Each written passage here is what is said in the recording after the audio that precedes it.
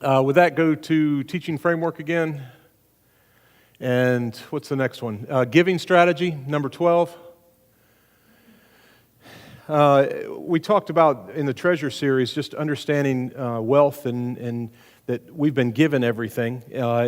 This is a thing that when you click on it, it pulls up just a grid.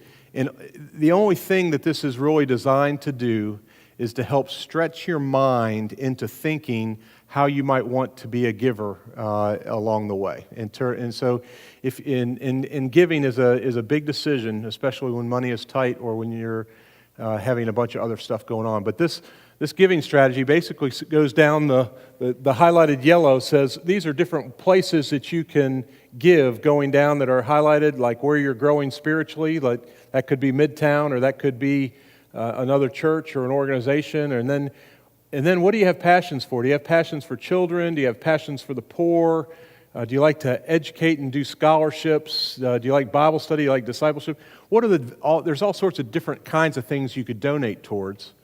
They go down the list. Then going across the columns gets you to think about it in where do you want to give. So if I really like the concept of Bibles, do I want to put Bibles in hotels in downtown Columbia? Or do I want to put Bibles in USA? Or do I want to put Bibles in the Philippines or Australia or China? And so it gets you to think about a topic, but then why don't you go up to the top there? But it makes you think about your hometown, or if you're in college, where you're there, or which continent.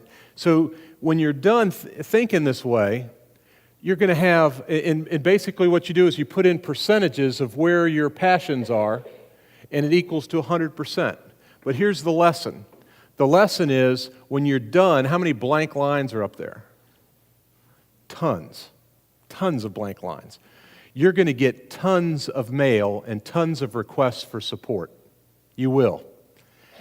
Sharon and I probably get about a 4-inch to 6-inch, whatever that is, stack of mail each week requesting money. And so how do you go through quickly when people are going to hit you up for money? How do you go do that? And so having a strategy of saying, no, I've thought it through, and this is really what I'm passionate about. This is what I think God wants me to be doing. And now you can have peace about saying to the 98% of those blank lines, no, that's not really where I'm thinking God wants me to put my money. And you can have peace about it, because you will be hit up for money the rest of your life. And you can either make it a good occasion, or you can make it a stressful occasion and a guilt equation in your head of just feeling bad about it.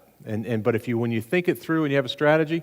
But then in addition, Sharon and I have gone through, in addition to this kind of thinking, we've added some thinking that says, we really like it when a missionary goes away that already knows the language. And so if they're a local and we're supporting them to going back to their country, so then what we do is we say, okay, we have these other criteria that say if they fits that criteria, we'll support more.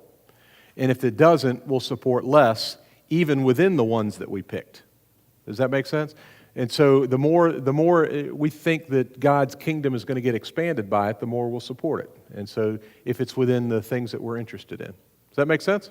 So that's all it is with a giving strategy. I'd highly encourage you to just take an evening and just sort of pencil it in. You can do it over a dinner, or you can think about it and just sort of come up with, hey, this is really what God wants me to do with my money.